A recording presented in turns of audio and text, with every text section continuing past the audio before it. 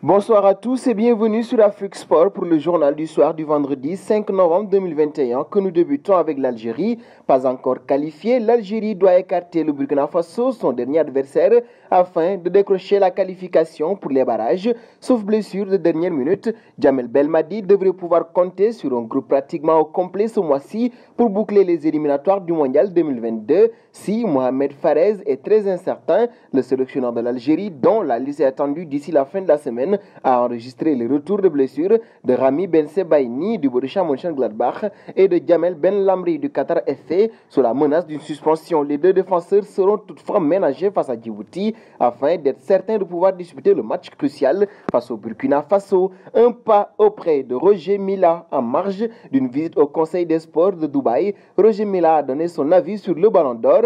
Pour le Camerounais, il estime clairement que les joueurs africains sont victimes d'un complot qui vise à les bloquer. Georges Weah a gagné ce Ballon d'Or parce que vraiment l'Europe ne pouvait rien faire. Toute cette année-là, Georges a été le meilleur. Aujourd'hui, les gens ne veulent plus qu'un autre footballeur africain gagne le Ballon d'Or, a déclaré Roger Milla. Un pas auprès de Bamba Dieng. Après plusieurs semaines de discussion, l'attaquant sénégalais et son entourage sont parvenus à un accord avec la direction marseillaise qui devrait officialiser la bonne nouvelle dans les prochains jours. On a trouvé un terrain d'entente à annoncer le Marseillais. Je devrais signer dans les prochains jours. Je suis très content. Bientôt prolongé, l'attaquant sous contrat jusqu'en 2024 pourra poursuivre sa progression sans penser à son avenir. Lui qui doit notamment gagner en lucidité près du but adverse.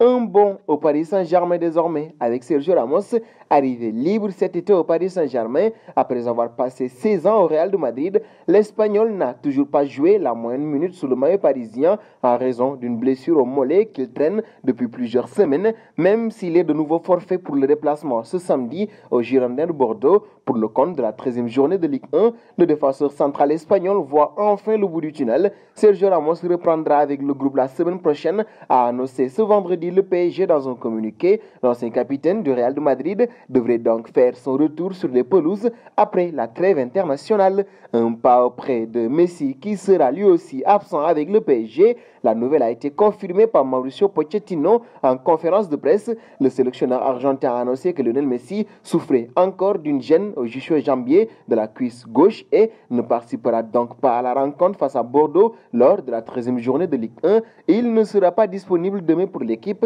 Il va voyager avec l'équipe nationale et on verra s'il pourra être disponible pour eux, a déclaré le coach parisien lors de la conférence de presse. En effet, Léo Messi va s'envoler en direction de l'Argentine pour rejoindre sa sélection nationale. Nous terminerons avec Xavi, dont l'avenir au Barça est annoncé, mais des détails sont à régler concernant la fameuse clause à 5 millions d'euros pour libérer le technicien de son contrat au Qatar, car contrairement à ce qu'annonçait le communiqué d'Al-Sadd, le Barça n'a pas accepté de payer la totalité de cette clause. Selon la presse espagnole, l'ancien milieu de terrain va finalement en payer la moitié, c'est-à-dire 2,5 millions d'euros pour faciliter son retour en Catalogne. Le journal catalan Mundo Deportivo précise que l'Espagnol récupérera cette somme en faisant plusieurs événements promotionnels au Qatar. Et nous terminons ce journal du soir avec notre question du soir. Xavi est-il l'homme de la situation pour le Barça? Vos réponses seront attendues en commentaire. En attendant, n'hésitez pas à vous abonner sur Afrique Sport pour ne rien manquer des informations autour du football.